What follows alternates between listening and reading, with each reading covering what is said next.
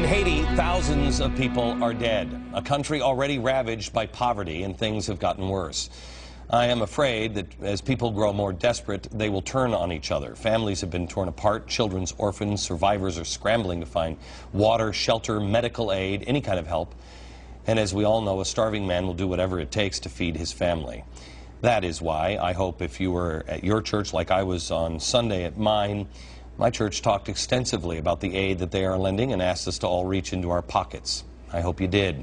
That's also why it is imperative that the United States military is there on the ground, because things could get dicey quickly. And if there's one thing that we're good at providing in situations like this, is military support, security. The one inspiring thing that comes from a tragedy like this is people coming together to help those in need. Thousands of American troops and volunteers from around the world have been working day and night to provide security, food, water, and medical aid. But the major problem is getting supplies to the people. It always is. Now, there's been this bottleneck at the airport. Our troops are doing everything they can to get the planes on the ground and the supplies to the people who need it, and every single second counts. Rescuers are still piling supplies up and pulling people out from the rubble nearly a week after the earthquake.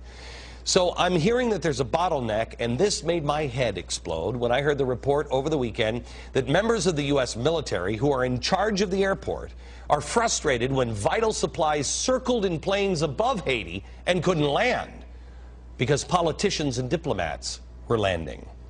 The airport has been so crowded, they're parking these planes on the grass to make room. So any politician who thinks they need to get their photo taken in Haiti, here's an idea. Send the supplies, the rescue workers, and maybe a personal check. Leave your fat butt at home, Chuck. What they need is supplies and medical, not politicians. As the people in Haiti grow more hungry, thirsty, and exhausted, it's not unheard of to believe that they would grow desperate, and that can lead to real violence. Looting and killing always seems to follow natural disasters. That's why the military needs to be there. But some people, I believe, want that to actually happen. The president of Venezuela, Hugo Chavez. Chavez took an opportunity from this tragedy to score some political points. The United States has sent aid and troops, but on Sunday, Chavez said this, quote, "I read that 3,000 soldiers were arriving, Marines armed as if they were going to war." Well, there's no shortage of guns there. Doctors, medicine, fuel, field hospitals, that's what the United States should send. They're occupying Haiti undercover. Oh, yes, we've always wanted that Haiti island. Oh, haven't we always wanted that? Sorry, President Chavez, but it will be more than 3,000 soldiers, sailors, and Marines. If you count the troops on the ground and the ships on shore, it will be closer to 10,000.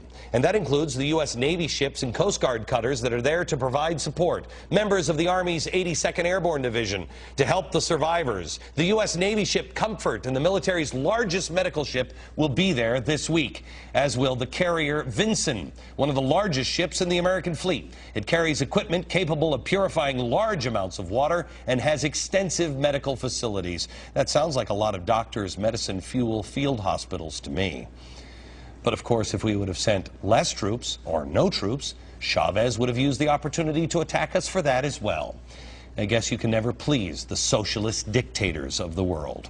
And that being said, you can never really please the socialist dictator friends. The friends of socialist dictators, like this one, actor Danny Glover. There's been no shortage of stupid things said about this tragedy, but listen to this one from Danny Glover.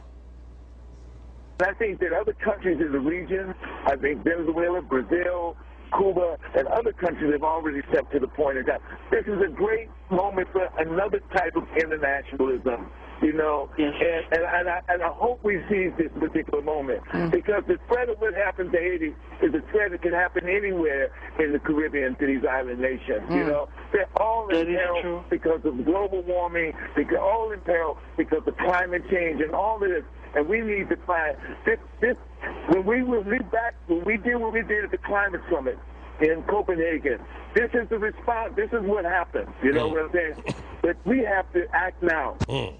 So now it's getting so hot that it's cold, and we're having earthquakes because of your SUV. Failure at Copenhagen caused the earthquake. Global warming caused the earthquake. The earth is angry. This is karma. Then we have this last week from Pat Robertson. They got together and swore a pact to the devil. They said, we will serve you if you'll get us free from the French. It's a true story.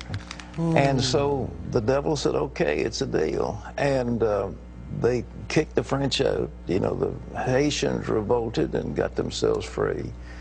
But ever since, they have been cursed by one thing after the other. Deal with the devil. Like I said, no shortage of stupid when it comes to statements on Haiti. But what was the difference between their statements? Pat Robertson, the Haitian people went against God and they were punished. Media was all over that. Danny Glover said they went against the planet and they were punished. Pat Robertson ridiculed by the press for days. Danny Glover, nothing. No outcry from the progressives, because the progressives, I think, believe that bull. They have replaced God with the earth. So apparently his silly comments are okay because the earth god is angry. They're not exactly rushing to support Danny Glover, but he's not being attacked either. And I'm willing to bet that some progressives actually bought into Glover's twisted logic. Global warming led to the earthquake. Remember, these are the guys who brought you this. I pledge allegiance to the earth and all the life which it supports. One planet in our care, irreplaceable, with sustenance and respect for all. God is the planet. We've talked about this with the progressives over and over again. And when it comes to the tragedy in Haiti, I will tell you something you don't hear too often on television. Something those progressives want to get rid of. First, if you can send the money to your charity of your choosing, do that. If you can't, do this. Pray. Get on your knees and pray. Turn to God and pray for the people of Haiti, the rescuers, and pray for our country, that our leaders do the right thing because it's the right thing.